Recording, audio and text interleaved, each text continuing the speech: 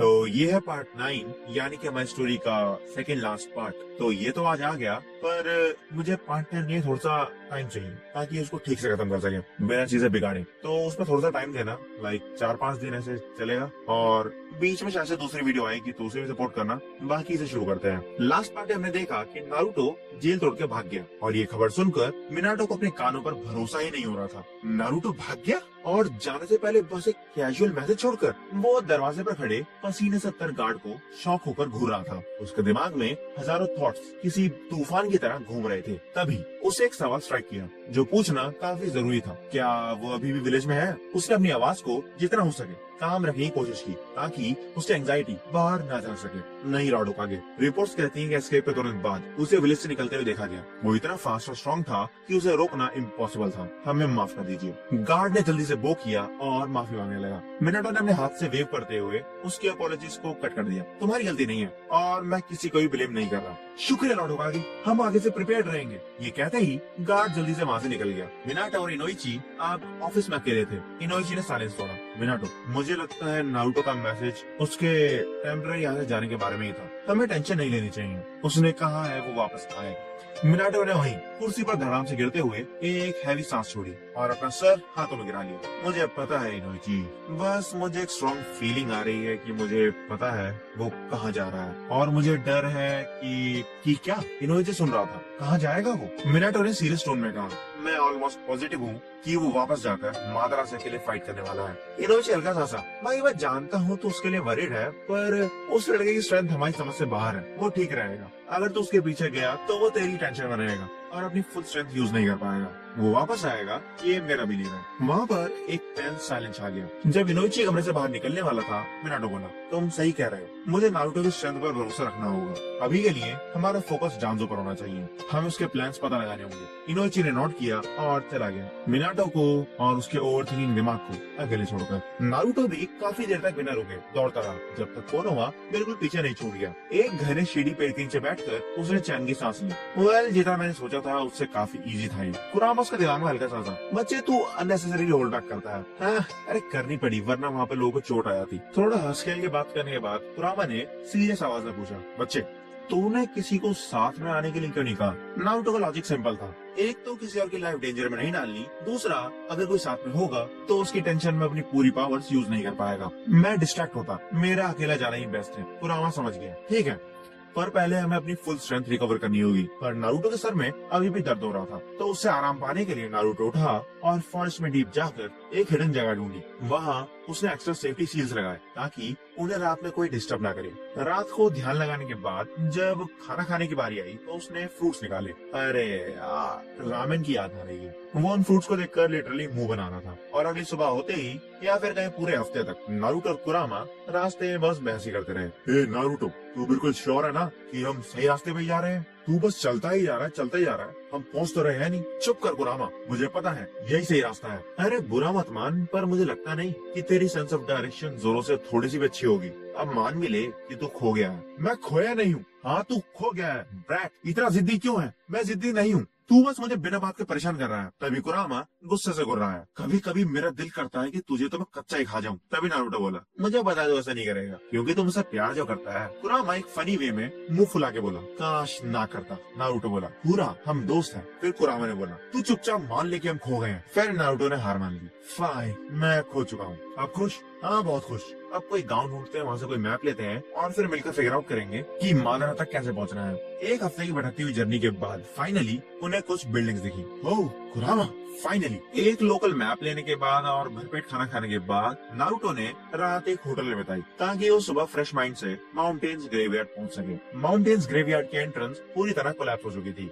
लगता है ब्लास्ट करके ही अंदर जाना पड़ेगा। नारुतो ने स्मक किया और अपना राइट हैंड आगे किया। लाओ स्टाइल राशियन शूरिकेन। एक मैसिव एक्सप्लोजन हुआ और रास्ता एक सेकंड में साफ हो गया। अंदर का टनल डार्क था। ट्रैप्स चेक करते हुए नारुतो स्लोली आगे बढ़ा जब तक उसने वो फैमिलियर कोल्ड आवाज नहीं सुनी। वेलकम बैक नारुतो उज़ुमाकी, मुझे तेरी याद आ रही। नारुतो ने अपने गुस्से को दबाते हुए बस एक शब्द बोला, मादारा। मादारा के चेहरे पर एक मॉकिंग स्माइल थी। तो मेरी हेल्प करने फिर से आ गया? नहीं, तुझे हमेशा के लिए रोकने आया। नारुतो चिल्ला पड़ा, तूने मेरी लाइफ, मेरे दोस्तों की लाइफ, सबका फ्यूचर बर्बाद कर दिया। मैं तुझे हिस्ट्री रिपीट नहीं करने दूंगा। कुरावा ने नारुतो को वार्न किया कि वो अपने इमोशंस पर कंट्रोल रखे। दोनों एक दूसरे को घूर रहे थे। वहाँ पर कोई एपिक म्यूजिक नहीं बजा, कोई ड्रामेटिक क्लैश नहीं हुआ, बस एक हिसाब था जो क्लियर होना जरूरी था। मादारा बोला, तो तुझे लगता है कि मुझे मारने से सारी चीजें ठीक हो जाएंगी? अगर हाँ तो कर ले जो करना चाहता है। नारुतो की आवाज काम और डेंजरस थी। हाँ, मुझे पता है तू वैसे भी ऑलमोस्ट डैडी है, और उस बार इतना लंबा गेंजुत्सु यूज करने से तेरी लाइफ और भी कम हो गई है। मैं अकेला आया हूँ क्योंकि मैं तेरी वजह से अब किसी और को हर्ट नहीं होने दूंगा।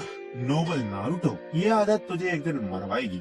नारुतो बोला, शायद, पर आज नहीं। व्रिल स्टाइल राशिन चुरिकेन जुत्सु सीधा उस जायंट स्टैचू पर लगा जो मादारा को जिंदा रखे हुए था। ब्लास्ट के बाद मादारा जमीन पर था और मुश्किल से सांस ले रहा था। लग तो रहा था कि वो जीत गए, पर कुरावा ने सब भी वॉर्न किया, नारुतो थोड़ा सा ध्यान से आगे बढ़ना, और नारुतो ने वही किया। मादारा अधमरा पड़ा हल्का हल्का हंस रहा था। तूने क्या सोचा, ओबिटो को बचा लिया तो गेम खत्म? मैंने उसकी जगह अपने प्यादे पहले से फिट कर दिए हैं। बता कौन है वो? नारुतो ने पूछा। मादारा की आवाज धीमी हो गई और वो बोला, नहीं बताऊंगा। अब तू हर मिलने वाले इंसान पर शक करेगा और मुझे असल खुशी उसमें मिलेगी।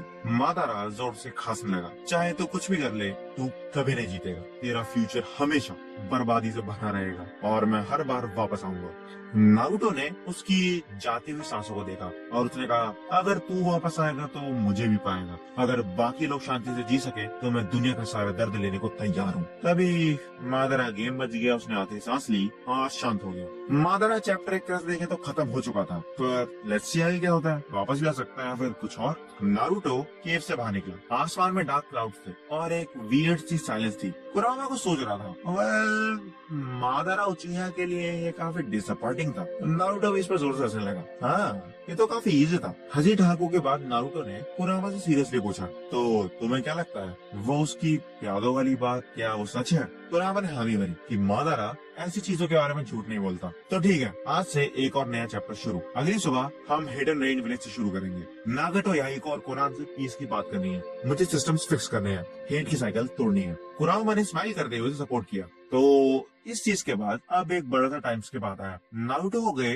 अब 1 साल हो चुका था और कोनोहा में होकागे फेसेस पर बैठा मिनाटो अभी भी टेंशन में था। उसने मादारा की हाइडआउट पर स्क्वाड भेजी थी पर वहाँ पर उन्हें कुछ नहीं मिला। तो टेंशन बहुत ज्यादा लेता है मिनाटो। एक जानी पहचानी आवाज सुनकर मिनाटो पीछे बढ़ता। जिराय सेंसे, आप यहाँ? आपने तो कहा था कि आप एक लंबे टूर पर जा रहे हैं। तभी जिराय का चेहरा थोड़ा लाल हो गया, वो ब्लश करने लगे और बोले, एक बहुत ही खूबसूरत लड़की अगर रिक्वेस्ट करे तो इनकार थोड़ी कर सकते हैं। मिनाटो सोचने पड़ गया। और हमारे परवी सेज अपनी पीक फॉर्म में थे। जिराय ऐसा, एक्चुअली वो लड़की नहीं था, वो लड़का था, वही जिसकी तू इतनी टेंशन ले रहा है। वो बस मुझे डिस्ट्रैक्ट करने के लिए कमाल का जुत्सु यूज कर रहा था।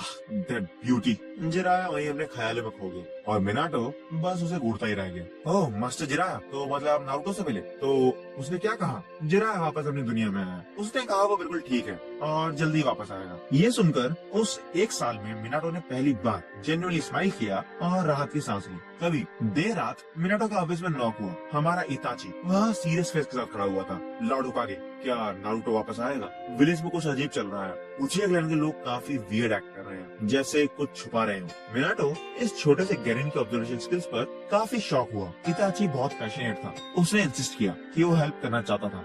मिनाटो ने अपने बेटर जजमेंट के अगेंस्ट जाकर डिसीजन लिया। ठीक है इताची, एक काम करो, अब से तुम डांसों पर नजर रखोगे, सिर्फ ऑब्जर्व करना और सिर्फ मुझे डायरेक्टली रिपोर्ट करना। ये हमारा सीक्रेट होगा। और इताची वहाँ से भागता हुआ निकल गया। रात को घर पहुंचकर उसने सोते ही कुशिना के बाल हल्के साइड किए। मैं प्रॉमिस करता हूँ कि मैं तुम्हें और इस विलेज को प्रोटेक्ट करूंगा, सब ठीक हो जाएगा। और सरप्राइजिंगली 1 साल बाद नारुतो वापस आ चुका था। गेट पर खड़ा नारुतो थोड़ी सी नॉस्टैल्जिक स्माइल दे रहा था। वाह, फाइनली वापस आ गए। कुरामा ने एक्सपेक्ट किया था कि नारुतो सीधा मिनाटो के पास जाएगा, पर नारुतो का रास्ता अलग था। नो, पहले कुछ और इम्पोर्टेंट है। वो सीधा ऑर्फनेज पहुंचा। दरवाजा खुलते ही बच्चों की फौज उस पर टूट पड़ी। सही बच्चों ने एकदम से उसे दबा लिया और सबकी बातें शुरू हो गई। मैंने आपको मिस किया, इतना टाइम लगा दिया, क्यों गए थे और कहाँ गए थे? नारुतो ने वहाँ पर सबको एक एक करके विंटर कोट्स और स्कार्फ बांटे।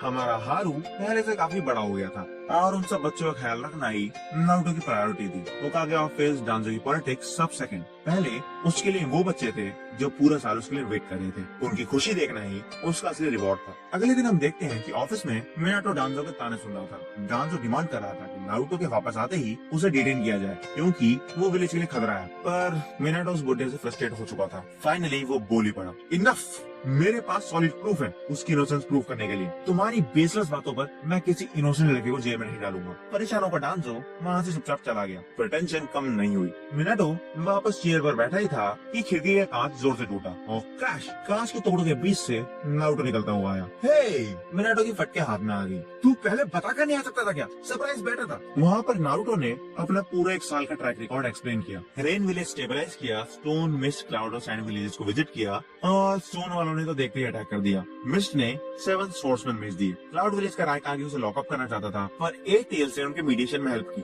धीरे धीरे उन सब में ट्रस्ट बिल्ड हुआ और वो सब कोनोहा के साथ ट्रीटी साइन करने के लिए मान गए। क्या? मैं तो कम्प्लीटली शॉक था। सबने, हाँ, वो ट्रीटी के लिए मान गए। ना ही कोई अटैक होगा, ना ही कोई स्पाइंग होगी, जॉइंट जूनियर एग्जाम्स होंगे और काय समिट भी। और ये काफी अच्छी शुरुआत हो सकती है। अपने होश खो चुका था। हाँ, वो एक गैनिन होते हुए ये सब काम करना मुश्किल तो होता ही है, पर ये तो अमेजिंग है नारुतो। पर इतने कम टाइम में, वेट, उन्हें कहा गैनिन? नारुतो ऑकवर्डली में सर गुजारा था। हाँ, मैं अभी गैनिन ही हूँ।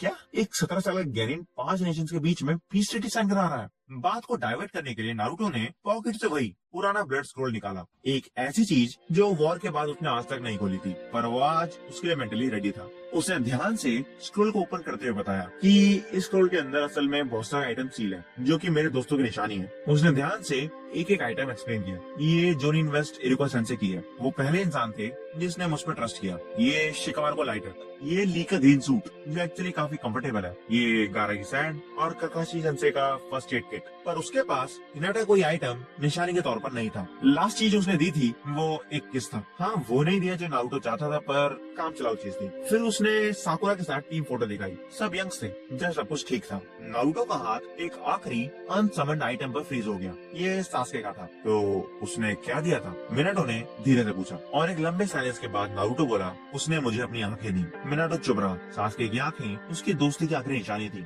एक ऐसी चीज जो नारुतो ने इंटेंशनली यूज नहीं की थी। नारुतो ने स्क्रॉल बंद किया और मिनाटो ने आगे आकर उसे एक स्ट्रॉन्ग बाप वाला हक दिया। मैं तुम पर प्राउड हूँ नारुतो। चलो अब रामेन खाते हैं। हाँ, चलते हैं। लंच के बाद नारुतो इताची को ढूंढने निकला। मिनाटो की लिस्ट के अकॉर्डिंग वो एक क्लिफ पर जाकर बैठा हुआ था। इताची एज पर खड़ा था और अचानक उसने जंप मार दी। नारुतो बस देखते रहा, पर अगले सेकंड इताची उसके सामने था, बहुत सारे क्रोस के बीच, जिसे देखकर नारुतो हल्का सा हंसा। तभी आवाज आई, बिग ब्रदर नारुतो।